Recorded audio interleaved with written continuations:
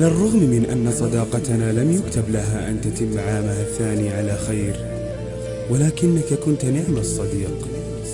كم كنت أتمنى أن أراك بجواري لوقت أطول، ولكن لا راد لقضاء الله ولا دافع لأمره. كم من ليالي سهرنا سويا شاركتني فيها فرحي وحزني. كنت أبث إليك همومي وأشواقي، وكنت أبث إليك أيضا عشقي وحبي الكبير لشخصك. كم كنت صبورا علي، لا تضجر من صحبتي ولا تمل من محادثتي ولا تسأم من رؤيتي. حقا كم كنت محظوظا بوجودك إلى جواري، فالإنسان لا يعرف قدر أي شيء إلا بعد فراقه وفقده.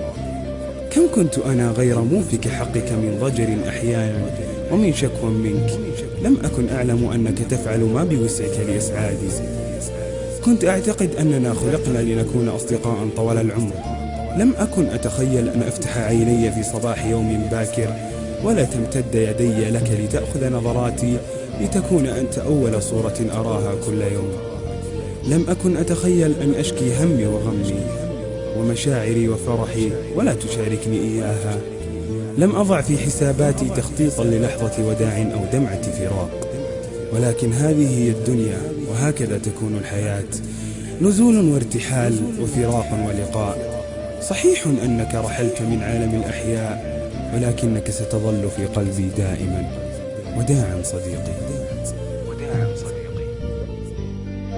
وداعا صديقي. وداعا صديقي.